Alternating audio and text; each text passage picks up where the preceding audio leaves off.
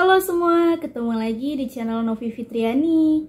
Kali ini aku mau jawab pertanyaan kalian yang komen di YouTube aku di video yang ini. Nah, sekarang aku nggak banyak sih pertanyaan dari kalian, mungkin karena belum banyak yang nonton video aku, tapi aku bakalan usahain buat jawab pertanyaan kalian. Nah, langsung aja ya teman-teman. Oke, pertama pertanyaan dari Abril.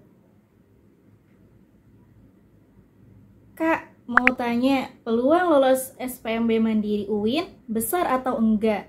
Terus soal yang diujikan itu tingkat kesulitannya gimana Kak? Mohon dijawab ya Kak. Oke, aku jawab ya. Peluang lolos SPMB Mandiri itu besar banget menurut aku ya. Soalnya seingat aku di waktu aku kuliah itu kan aku sering tanya kan sama teman-teman sekelas aku, terus berapa orang yang lulus yang lulus SNMPTN, yang lulus SBMPTN. Itu waktu di jurusan aku, di jurusan keperawatan itu yang lolos SNMPTN kurang lebih 10 orang, terus yang SBMPTN itu 10 orang, sedangkan mahasiswa keperawatan itu karena ada 2 kelas, dia sekitar ada 116 orang. Nah, kemungkinan lolos SPMB Mandiri itu besar banget teman-teman, karena kalau misalkan lewat jalur SNMPTN itu biasanya cuma diambil berapa persen aja dibandingkan dengan SPMB Mandiri UIN Jakarta. Jadi menurut aku kalian tuh nggak usah khawatir, terus yang namanya kita usaha, kita coba dulu. Kalau menurut aku ini SPMB Mandiri itu peluang buat lolosnya itu besar banget. Terus di pertanyaan Abril selanjutnya itu, ujiannya tingkat kesulitannya gimana? Kalau menurut aku ya, kalau yang aku lihat, karena aku pernah ikut SBMPTN, itu lebih mudah dibandingkan dengan kita ujian SBMPTN. Terus selain itu tergantung paket yang kalian pilih sih. Kalau misalnya dulu kan aku ada paket A, B, C, kalau nggak salah tuh ya. Aku ngambilnya paket C, jadi khusus IPA. Jadi waktu itu nggak ada ujian bahasa Arabnya, jadi cuma bahasa Indonesia, matematik, sainsnya, terus sama agama.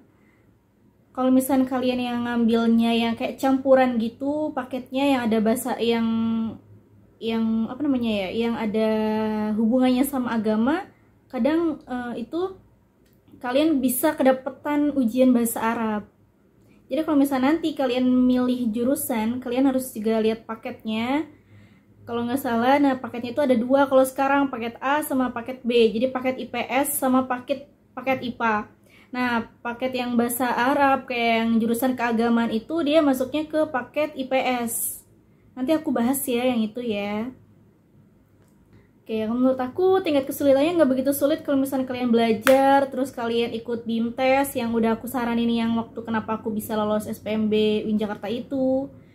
Kalian bisa coba ya.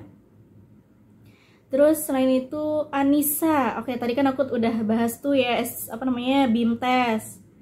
Gimana cara nemuin BIMTESnya Kak? Kalau nemuin BIMTESnya itu aku sering searching Instagram yang berhubungan dengan UIN Jakarta, yang berhubungan dengan program studi UIN Jakarta. Nah, karena kenapa? Biasanya itu setiap program studi menyediakan BIMTES, atau enggak kayak lembaga-lembaga UIN atau organisasi-organisasi UIN. Bisa aja kayak misalkan organisasi keagamaan di UIN, kayak misalkan bukan keagamaan, maksudnya itu himpunan mahasiswa Islam gitu. Jadi kayak ada PMII, HMI, terus bisa juga dari fakultas dakwah yang menyediakan. Jadi tergantung sih teman-teman. Jadi pokoknya di stalkingin aja itu. Kalau misalnya nanti kalian bingung, kalian boleh juga nge-DM aku. Nanti kalau misalnya aku udah ada info, aku kasih tahu kalian BIMTESnya yang menyediakan BIMTES itu dari mana aja gitu. Aduh maaf ya kalau misalnya aku jawabnya belibet gitu ya. Terus pertanyaan dari Aditya. Kak, kalau sudah daftar SPMB UIN Jakarta, itu ujiannya online atau pakai aplikasi? Jadi ujiannya itu sekolah sekarang itu online, jadi di rumah kalian masing-masing. Nah kayaknya aku udah nge-share juga kan pengumuman SPMB Mandiri UIN Jakarta. Nah nanti proses seleksinya itu ada uji coba penggunaan SSE. Kayaknya itu pakai aplikasi SSE. Aku belum tahu ya kayak gimana sistem kerjanya. Nanti kalau misalnya aku udah tahu, aku bakalan kasih tahu ke kalian ya infonya seperti apa, terus dan seperti apa aplikasinya yang kayak gimana. Tapi kalau misalnya kalian udah daftar, nanti bakalan uji coba dulu, nanti baru bisa dimulai ujian tesnya ataupun seleksinya kebesokan harinya. Oke. Terus nih ada nih pertanyaan yang nyeleneh banget nih, karena mungkin udah pesimis atau gimana, aku kurang tahu ya. Dari Rahmat Syah, Kak, pakai orang dalam bisa nggak Kak? Coba aja kalau misalnya kalian punya orang dalam. Tapi kalau menurut aku, kalian kan masih muda nih ya, janganlah gitu. Kasihan teman-teman yang lain berjuang, terus yang usaha mati-matian belajar biar bisa kuliah gitu. Kalian enak banget gitu pakai orang dalam. Ya, kita harus sama-sama belajar, sama-sama berusaha biar kalau misalnya kita udah lulus tuh kita ngerasain gimana rasanya berjuang itu seperti apa, bukan kayak just gitu doang gitu loh. Ya. Oke, Rahmat Syah, kamu masih muda, masih bisa perbaiki diri. Yuk kita bareng-bareng jadi orang yang jujur, oke? Mungkin itu aja ya. Terus kemarin juga ada yang nanya nih, karena pengen kuliah kedokteran, terus dia nanya apakah ada uang pangkal. Kalau di UIN Jakarta sekarang udah nggak ada uang pangkal, jadi sekarang pakai sistem UKT. Kalau misalnya kalian masih bingung, nanti aku kapan-kapan jawab terkait UKT di UIN Jakarta atau sistem pembayaran kuliah di UIN Jakarta.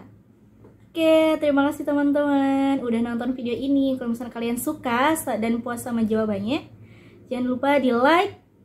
Terus komen lagi kalau misalnya ada pertanyaan ya, nanti aku jawab. Terima kasih. Assalamualaikum warahmatullahi wabarakatuh.